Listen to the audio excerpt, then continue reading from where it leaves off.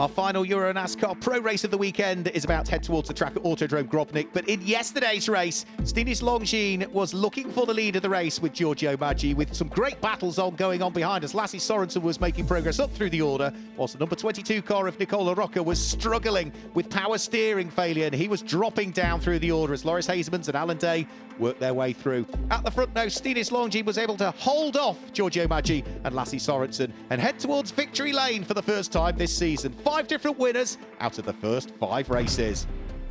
You know the format, 2 different championships, 4 races over the weekend. The pro drivers are in EuroNASCAR Pro. Alan Day leads the way, and the young and the amateur drivers all race in EuroNASCAR 2, where Vittorio Garelli is the championship leader. It's our first time in Croatia, and at Circuit Grobnik, it's a 2.58 mile or 4.168 kilometre circuit. Lots and lots of turns, 18 of them for the drivers to get used to.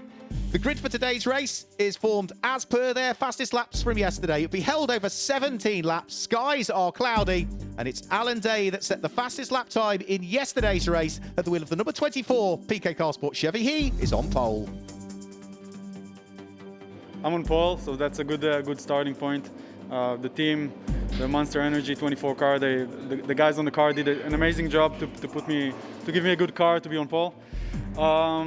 Yeah, I will try to open the race and try to have a gap and let everybody from the behind to fight. The condition, as you know, is very tricky, but I think it's almost similar to what we had yesterday on qualifying, so we kind of know what will happen. I think it will be only one dry line, so it will be very tricky also to overtake. So I will try to defend my position already on the start and try to open a gap.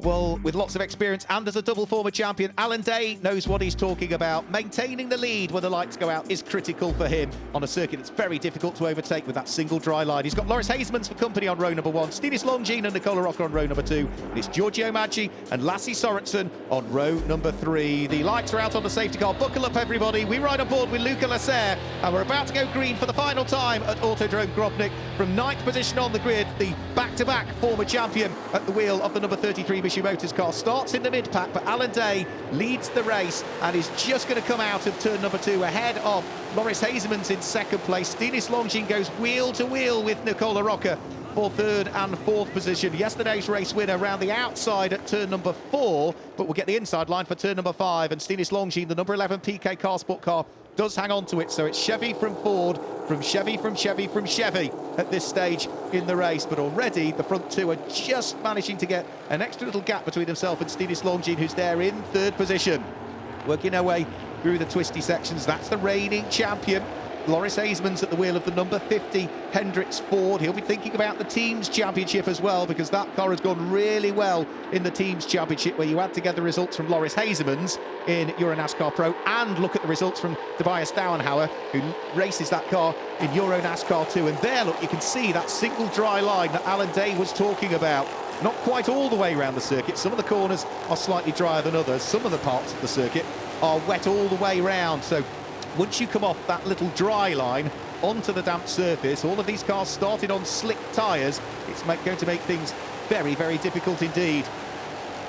There goes the number 70 car of Gianmarco Ercoli. He's coming under pressure from the number 88 car of Mark School, who's been hugely impressive so far this weekend. Just 16 years of age, Mark School, and he is putting the driver who lies 3rd in the championship standings under pressure. But remember, Ercoli has had to switch over cars this weekend. His regular car was damaged in the EuroNASCAR 2 qualifying session and is not able to be rebuilt this weekend. So he started off the back in yesterday's race and is having to carve his way through from the mid-pack in this race here at the wheel of the number 70 Vichy Motors car. He's got Mark School right behind him, the Slovenian, as we go back on board with Luca Lasser trying to hunt down the car ahead as they come over the start-finish line. And that car that he's looking to try and squeeze his way through is Mark Goossens. Through he goes and ahead of the 50-year-old. Luca Lasser gains the place. So Luca Lasser, now having overtaken Mark Goossens, will look to try and pull away from the number 98 Cal Racing car. Luca was a double former champion back in 2009, 2010, the early days of EuroNASCAR racing. But this pack of cars, a long way up the road from him, this will be the pack that he's trying to catch. It includes Lasse Sorensen. And then just behind Lasse Sorensen, is the number 18 car, which is Giorgio Maggi, but he's got Martin Dubek at the wheel of the number 7 right behind him.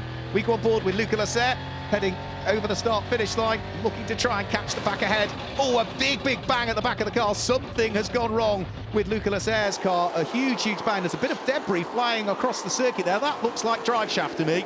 I think the number 33 car has had a drive shaft failure. That's brought out the safety car, I'm afraid to say. The car wasn't fully out of harm's way, and Luca Lasser's car, is towed out of the way. Such disappointment for the Frenchman. So we go back to being in side-by-side order. Alan Day in the lead of the race will come under pressure from Loris Hazemans. The green flag is going to wave on the start-finish line, and we're going to get things back underway in this final EuroNASCAR Pro race here at Automotodrom Grobnik, our first ever visit to Croatia, and an event that's been put on very late. We were originally scheduled to have been at Most in the Czech Republic, but due to COVID restrictions, not able to race there. And the team at Team FJ and Autodrome Grobnik have been so quick to react and ensure that we can get this penultimate round of the season in, the last of the regular rounds as well. It's double points thereafter.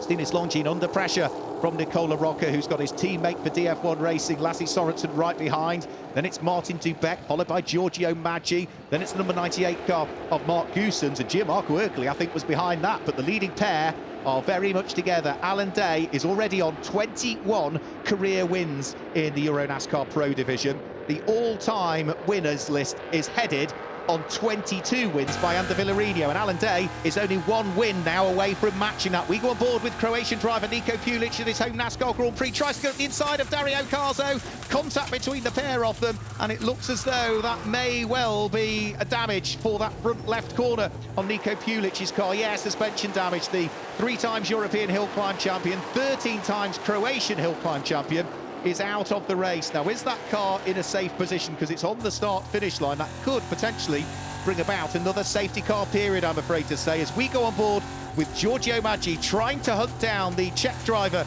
his Hendrix Motorsport teammate, Martin Dubek, who lies ahead.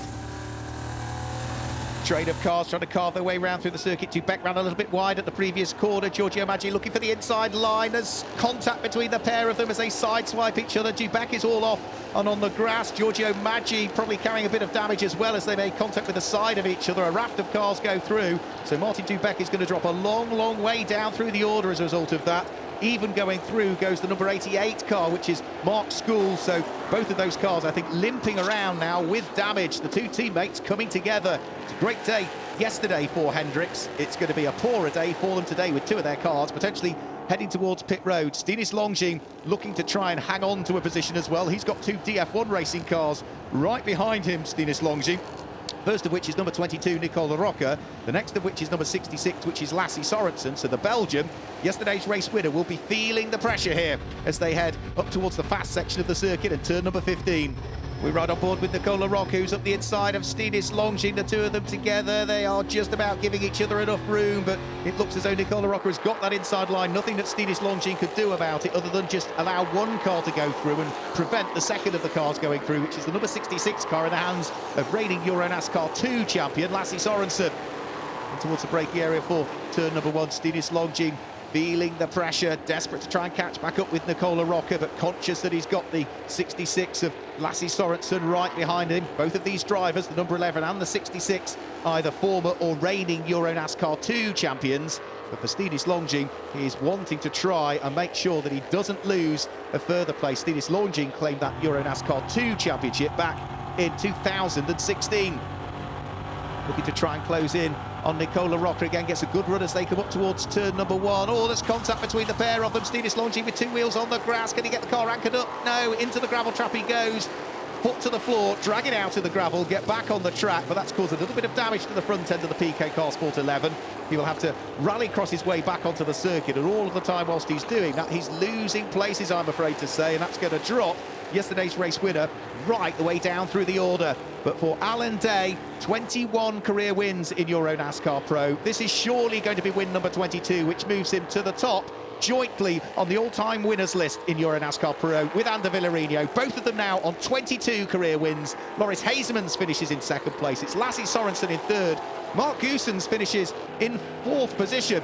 And then it's Gianmarco Ercoli in 5th place and Justin Kuntz there in 6th position. So Alan Day will be delighted with that win. Not only does he lead the championship, he is now on 22 career wins. I think it's an amazing feeling. We made a lot of work, homework.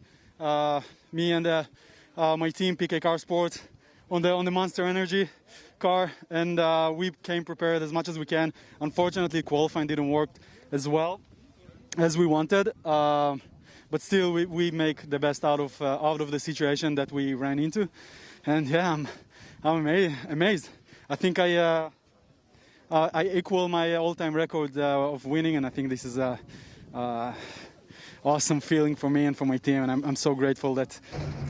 Very happy Alan Day will leave Autodrome Grobnik with 14 points in hand over Lasse Sorensen, who's second in the championship. Gianmarco Ercoli, despite a tough weekend, hangs on to 3rd position. So Alan Day, 22 career wins. Lasse Sorensen was the first of the junior drivers home, however, for those aged under 25. And the winner of the Challenger Trophy for the amateur drivers was Mauro Trione. That's all from Autodrome Grobnik. Join us next time out for the finals at Circuit Ricardo Tormo. Until then, goodbye.